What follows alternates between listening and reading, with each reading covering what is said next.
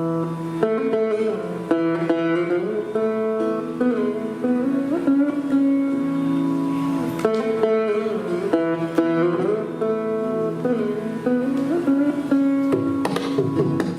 have amidst us Srimat Swami AtmapriyanandaJi Maharaj. He is a professor of physics by professional training. No, he is actually a professor of metaphysics by the vocation that he has chosen. He is the Vice Chancellor of Vivekananda University, as it's popularly known, Swami Vivekananda Education and Research Institute in Kolkata. It is a multi-campus facility trying to mold youth along the lines of how Swami Vivekananda wanted youngsters to grow up. I'd like to now request Srimat Swami AtmapriyanandaJi Maharaj to share his thoughts on cultivating an illumined mind, a matured mind, urgent relevance in the modern age of science. Swamiji. Mohan always talks about 18 minutes. I was wondering what is the magic number? And it's divisible by 9. He said 9 slides, 18 minutes. It's a kind of a mystification of everything, which will, why 18? So as is customary, we begin with a peace chant, a Shanti mantra. And I will begin with the Shanti mantra, which is very relevant for the youth. You know, rishis, the ancient seers, were well built. They're extremely physically healthy. They ate very nutritious food. You know, pictures we see rishis emaciated and famished. No, they were extremely powerful people. Look at Vishwamitra and look at Vasishtha. So there is a beautiful Shanti mantra in the Samaveda. It is prefixed and suffixed to Kenopanishad, which begins by saying that all your limbs should be strong.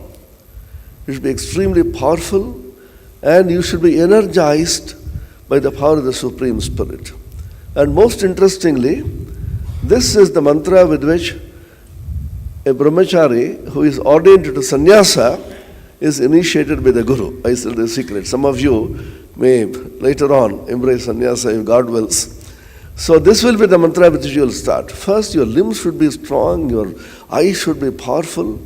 Before you begin spirituality, your body, your mind, and your limbs, all of them, the senses, should be strong. Swami Vivekananda said that most of the problems of India come from physical weakness. Nayamatma balahinena labhyaha. It's a statement in the Mundakopanishad. Vivekananda interpreted it by saying even physical weakness will not lead a person to the realization of the Atman.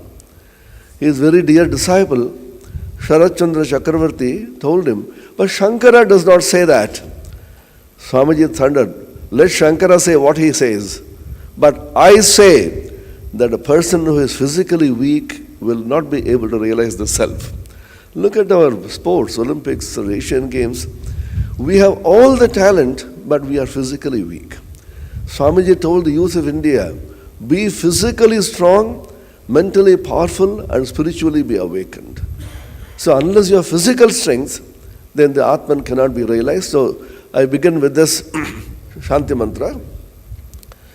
Om apyayantu mamangani Vak pranas chakshusrotramatho balamindriyani cha sarvani sarvam brahmopanishadam maham brahma nirakuryam ma brahma nirakarot anirakaranamastvanirakaranam mestu tadatmani nirateya upanishatsu dharmaste mai santu Om Shanti Shanti Shanti Harihi Om Tat Sat.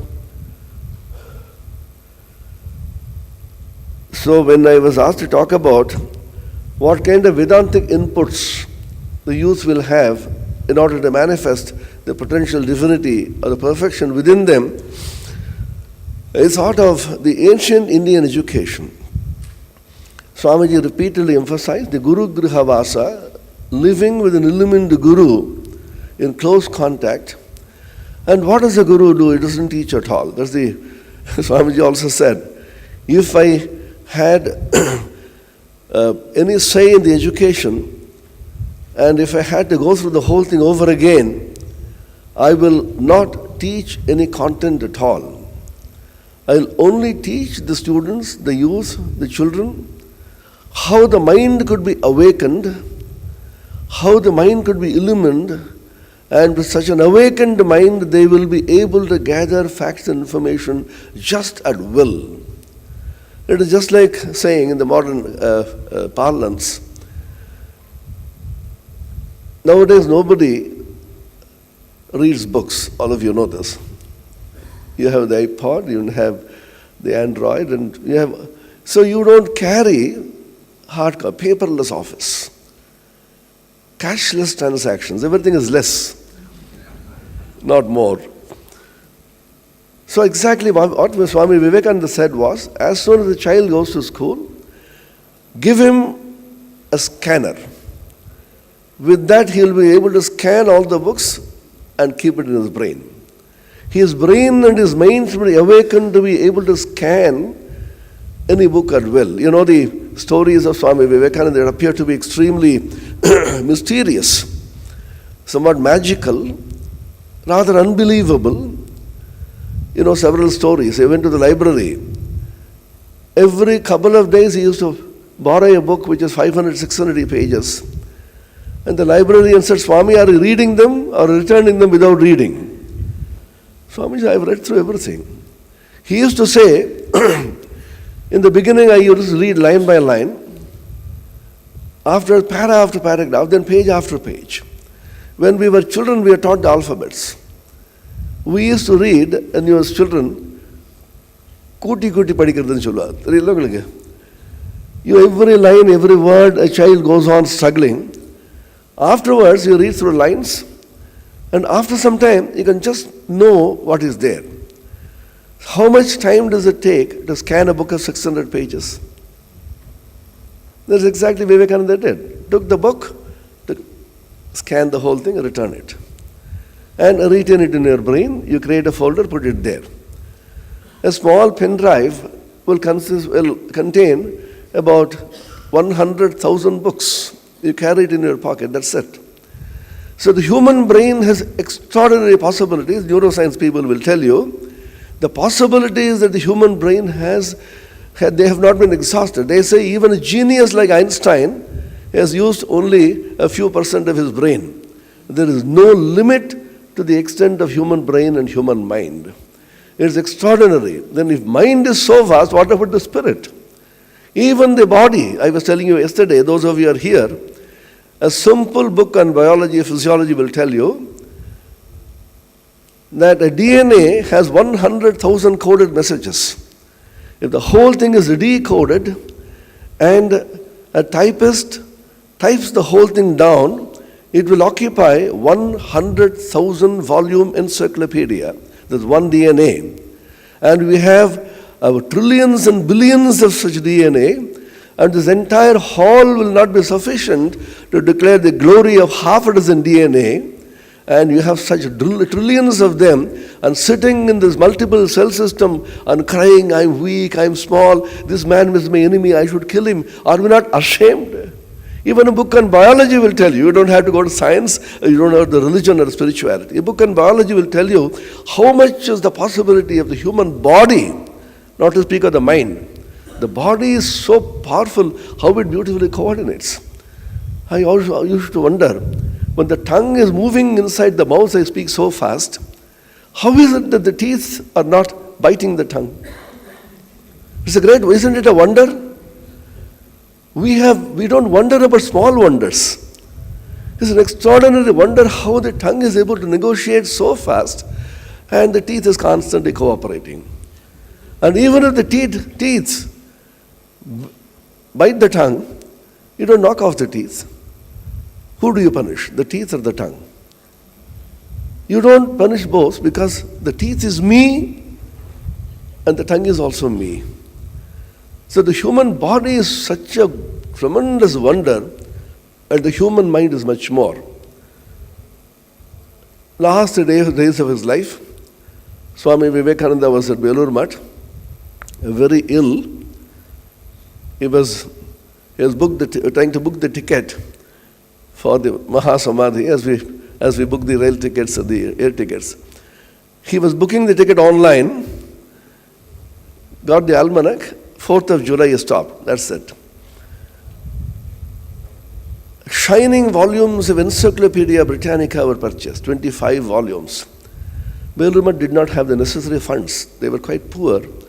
But the love of knowledge was so much that Vivekananda said we should have in our library all these volumes of the Encyclopedia Britannica. His dear disciple, once again, Sharachandra Chakravarti, who was very free with Vivekananda, asked him, Swami, it is impossible for a person to master these volumes in his lifetime. Swami says, what do you mean? I have finished 10 volumes, going through the 11th volume. You pick up any volume, ask any question. The disciple was testing the Guru, that was the Indian tradition. The Guru should be examined, tested. Sri Ramakrishna, the illustrious Guru of Swami Vivekananda, told him, test me as a money changer tests a coin, and watch me by the day and by the night, and then only you should accept me. And he was very glad to be tested. So this disciple took out volumes at random, 6th volume, 4th volume, opened a page at random, asked questions. It is reported Swami Vivekananda not only answered the questions, on several occasions exactly quoted the very words which are in that book. Then, as we normally usually say, his disciple said, Swami, this is superhuman power. It's not possible for us. Indians have a peculiar way of worshipping people and not following them. That's a clever way of bypassing the strenuous task of following spiritual or intellectual people. You simply put him on the pedestal, put some flowers, Jai Vivekanandaji ki Jai. You don't read a single book of Vivekananda. Swamiji therefore said on one occasion, don't worship me. If anybody does arati to me, I will go become a ghost and break his neck. So when we do arati and Belur Math on the special occasions of Vivekananda's birthday, the pujari is mortally afraid when Vivekananda will break his neck. Which means we bypass strenuous effort by saying Vivekananda is so great, he is not a human being, he is a godly person, and therefore his efforts are not for us. We are so small, so simple, and we will only follow him to the extent of doing worship and having prasada. So Swami just said, immediately thundered, don't say that. Every one of you has this possibility. Only you have not attempted it, you have not tried to manifest it. There are several such occasions. Once he was in the West, the America, the cowboys. Cowboys were very strange people who used to ride on the horses and wear what we call the jeans pant. You know jeans pant much more than we do. I asked a boy, it was torn all over. He said, it's all torn. No, you don't know. The more it is torn, the more costly it is. A jeans pant, if it's torn in several places, it's supposed to be extremely expensive. There's the culture. Cowboys were extraordinarily good shooters, gunsmen. They were playing a game. Eggshells were floating on the river, and they had to shoot at the eggshells. Eggshells are extremely light, and the current of the river is so fast. Every time they failed. You need a little of physics for that. By the time the bullet emerges from a gun, what will be the time taken for the bullet to reach there? By the time where this eggshell would have moved, they were failing every time. Swami Vivekananda was looking at them and derisively laughing. Then they got furious. Do you think it is easy? Can you try it? Swamiji smiled, I can. He took the gun every time he shot. How many years have you been practicing, sir? So the first time I'm touching a gun. How was it possible? I told my mind, shoot, and it did. The idea being, your mind, your body should be your master. Our young people constantly complain, we have no freedom. Our parents are controlling us. In Tamil Nadu is much better because you are all obedient people. The place I come from in Bengal, turbulent all the time revolting. We don't have freedom. All of you are keeping us like slaves. I said, plenty of freedom you have. You have freedom to improve yourself, freedom not to waste your time, freedom to observe purity, but you will not have any freedom to spoil yourself. You will not have any freedom to waste your time. If you need that kind of freedom, the door through which you entered is still open for you to leave. Swami AtmapriyanandaJi, the illustrious disciple of Sri Ramakrishna, to whom we owe everything of the Ramakrishna movement in the southern part of India, said, there are two kinds of freedom. Freedom of the senses and freedom from the senses. Do you need freedom of the senses or freedom from the senses? The senses are clamoring for freedom. The eye says, come on, see. The ear says you should hear everything. The tongue, of course, constantly clamoring for good food. The senses want freedom, but if you want freedom from the senses, you come to religion. He said, politics is freedom of the senses. Religion is freedom from the senses. This is Swami Ramakrishna, this definition of politics and religion. Vivekananda demonstrated every time. Another occasion, the cowboys again challenged him. You talk about the immortality of the soul, the fearlessness, the Atman. Can you take a challenge? What was the challenge? It's terrible. You stand here, they improvised a kind of platform. You stand here, we will shoot at you. And they were extraordinarily good shooters. And the bullets will whiz past your ears. And you should stand there, fearless, and speak about Atman, about the Indian spirituality for about an hour. Swamiji said, yes, he took the challenge. Bullets were simply whizzing past his ears. He simply stood there, motionless, and spoke for an hour. Then they said, you are our guru. They took him on the shoulders and went round. So he visibly demonstrated the power of the human mind. What kind of mind? There is a lower mind and a higher mind, the Bhagavad Gita talks about. There is a remarkable verse in the Bhagavad Gita, 6th chapter. Young people should know something about the Gita. Do you read the Gita sometimes? I suppose there's a book called the Bhagavad Gita exists. It is not for religious people, old people, it's for young people. Arjuna was quite young when he was instructed in the teachings of the Bhagavad Gita. 6th chapter, the Dhyana Yoga, has a wonderful verse which says, you raise yourself by yourself. Do not demean yourself. Because you are your friend and you are your enemy. Uddhared atmanatmanam natmanam avasadayet atmaiva hyatmano bandhuhu atmaiva ripuratmanaha. This is one lesson I want to give to the youth of this assembly. Never blame anybody. I was so good. That boy spoiled me. This situation spoiled me. No, you spoil yourself or you do not spoil yourself. It's your choice is yours. You are grown up, you are young. Uddhared atmana atmanam. The higher mind should rescue your lower mind. The lower mind constantly clamors for the senses. The higher mind says you can't have it. You have heard of Norman Vincent Peale? He always talked about positive thinking all his life, wrote books. There is one article which he wrote, which was published in the Reader's Digest. Swami Bhajanandaji pointed out to me, the power of the positive no. Sometimes there are situations in which you should tell your mind no, and that should be a positive no. I have exams tomorrow, and my friend is asking me to go for a movie. I shall say no, I shall not go. And it shall be positive.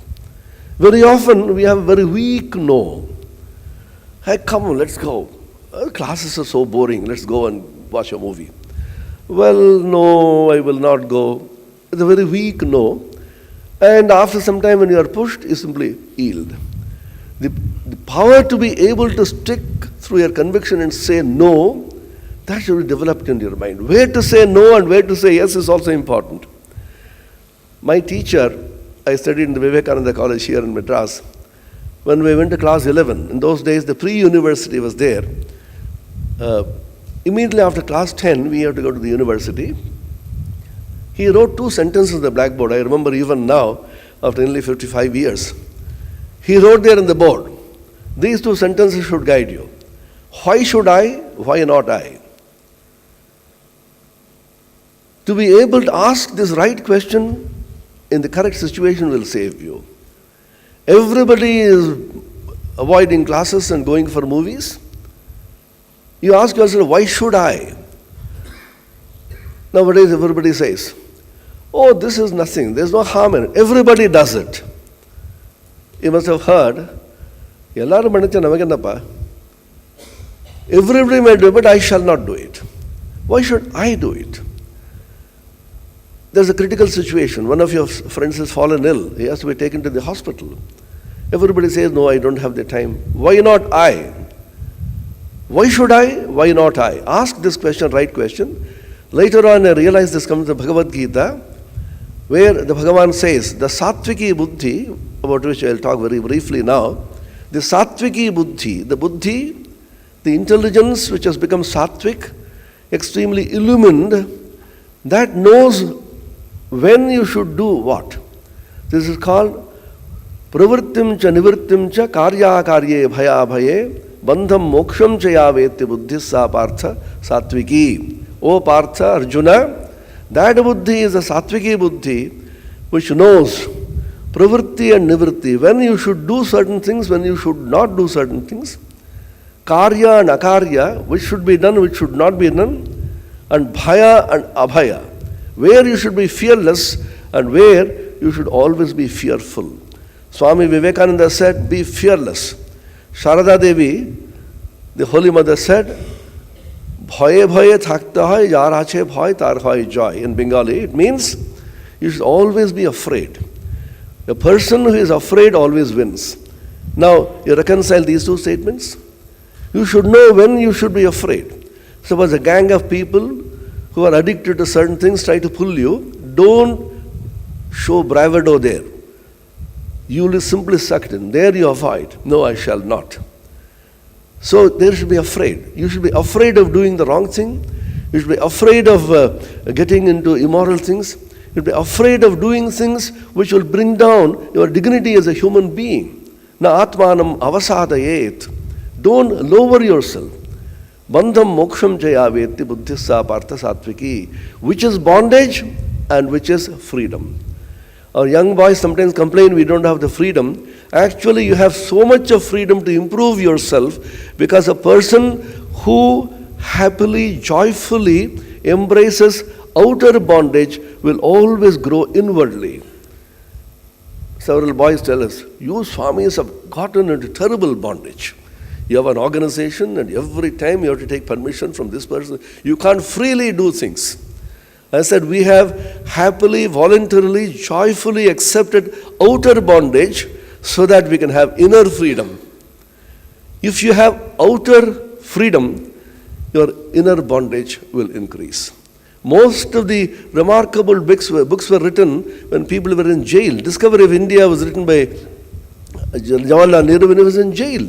Because outwardly he had no freedom, so inwardly he grew. Some of the remarkable experiences of Rishi Aravinda were in jail. So I don't want to go to jail. So you jail your senses. Tell the senses you can't go out and dictate. What is the secret? Would you like to be a master or a slave? You tell me. Would you like to be a master or would you like to be a slave? Obviously you like to be a master. Master of what? You be a master of your own senses. Your senses dictate to you. There's a pleasant smell from outside, high tea. You're just looking at your watch, when will Swami stop? So your senses are dragging you outside. You tell the senses, you shall not. Come on, sit down, behave. You should be the master of yourself. Your senses, your body shall not dictate to you. I will be the master. A person who has mastered is called a Raja, he is a king. And a person who has mastered his own senses and the body is called a Maharaja. So all of us are called Maharaj. You know why? Because our kingdom is inwardly, and the inward kingdom is the greatest joy that we have. And therefore, the Sattviki Buddhi, the illumined mind, which I want to discuss very briefly, was three traditions of yoga, Vedanta, and Buddhism. So the illumined mind is called the right mindfulness, the right vision, Samyak Drishti, and it's also called Dhi in Vedanta and Pragyaloka in the yogic tradition. I'll stick to the Vedantic tradition only for the moment. So when a boy or a girl used to go to school, even girls had this privilege. They were given a small mantra by the Guru, which is the gift of a scanner. The Guru says, I will not teach you anything and not give you books, I will give you a scanner and how to use it. With this, any book which comes to you can be scanned and remembered. The scanner is a small mantra called the Gayatri mantra, which is the most famous mantra given by the Guru to a disciple or a student just at the time of the beginning of education. This mantra in the last portion, Dhiyo yo na prachodayat. Dhi is a very important faculty, and the plural of Dhi is Dhiya. Interestingly, all the words in Sanskrit connected with wisdom and knowledge are all feminine. There is no masculine intelligence. Dhi is feminine. Vidya is feminine. Buddhi is feminine. Pragya is feminine. And Saraswati is the goddess which presides over all knowledge. So this wisdom, called the Dhi, is a very interesting faculty for which we should go to the next slide. Oh, this is, by the way, I wanted to show this to you. 1920, W.B. Yeats poignantly wrote, things fall apart, the center cannot hold, mere anarchy is loosed upon the world, the blood-dimmed tide is loosed and everywhere the ceremony of innocence is drowned. The best lack all conviction, while the worst is full of passionate intensity. Exactly what is happening now. The best lack conviction, while the worst are full of passionate intensity. Why does it happen? Things fall apart, the center cannot hold. Next one. So this comes from the Panchakosha. Most of you must have known this. The kosha, exactly the word is used by Shankara, but the Upanishad themselves do not use the word kosha anywhere. Taittiriya Upanishad talks about Atma, Annamaya Atma, Pranamaya Atma, Manomaya Atma, Vijnanamaya Atma, Anandamaya Atma. The kosha word is used only one place in Taittiriya Upanishad, Brahmana koshosi medhaya pihitaha. That is used in an entirely different context. To suit his philosophy, Shankara changed the Atma into kosha, but let us stick to the original Upanishad.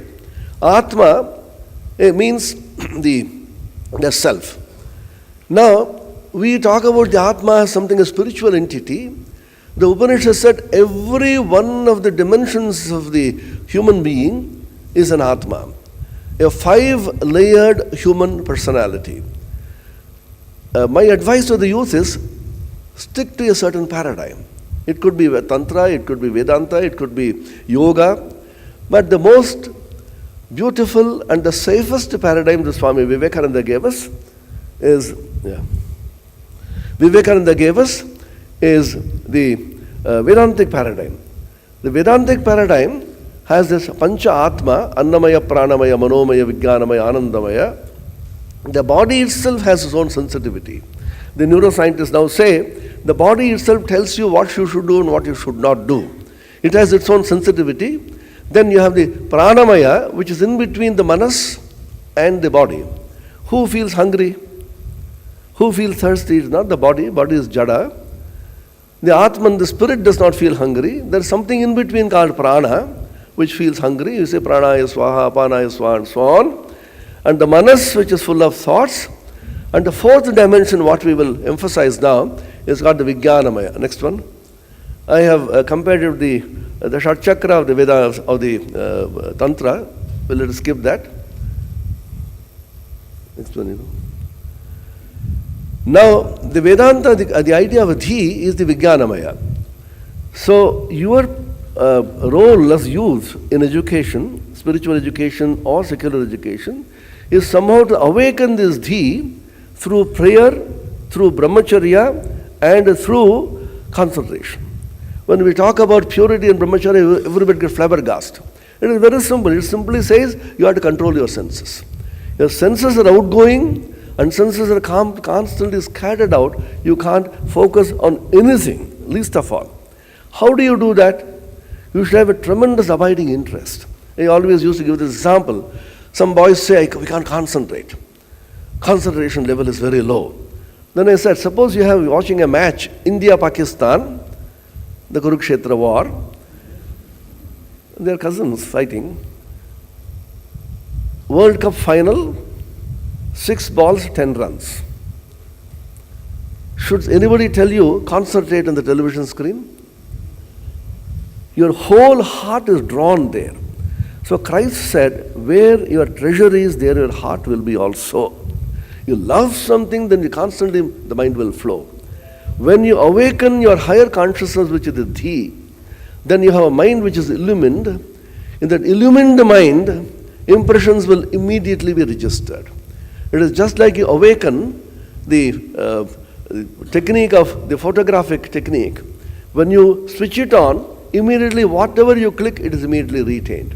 So this illumined mind, which is called superconscious, the way to superconsciousness, what we now are, Vedanta will see we are not conscious at all. We are in the unconscious state. Consciousness first begins with the awakening of the Dhi, which is called prajna in yoga. The prajna is called the light of consciousness, prajna aloka. Just like people go for mining, they have a hat in which a light is fixed. The light guides their way. From the heart, the prajna aloka, the light of consciousness will guide you through life. Next one. The Buddhistic, I have compared it with the Buddhistic idea of the Vipassana. Vipassana idea of mindfulness and awakened state of consciousness. Next one. In the modern relevance, Swami Vivekananda said, the theme of the seminar, manifestation of the potential divinity and the potential perfection. You have it already, the Annamaya, Pranamaya, Manomaya, Vijnanamaya and Anandamaya, they are there with you. They are priceless possessions. Only you have not awakened to the higher level. We are moving in the Annamaya, Pranamaya, Manomaya all the time. And if you are intellectual, it means that you have read a lot of books. That is not the intellectuality. A real intellectual awakening comes when you are awakened the Vijnanamaya. And therefore, these are potentially there for you, only you have to awaken them, the potential awakening of the divinity. Next one. So I will end with this. Albert Einstein, our great hero in science, he said, my religion consists of a humble adoration of an illimitable intelligence which our dull faculties can comprehend in the most primitive form. He also said, the most profound and the most sublime emotion one can have is the sensation of the mystical. It is truly the power of all science. He to whom this emotion is a stranger, who can no longer stand and wonder in rapt awe, is as good as dead. To know what is impenetrable really exists, manifesting itself with the highest wisdom and the most radiant beauty, which our dull faculties can comprehend in the most primitive form, this feeling, this awareness is the center of all religiousness. And he ended by saying, this cosmic, religious or mystical consciousness is truly the mainspring of all scientific research. In this sense, and in this sense only, I am a most devout religious person. Look at the remarkable statement which comes very close to Vedanta. Thank you. Thank you, Swamiji.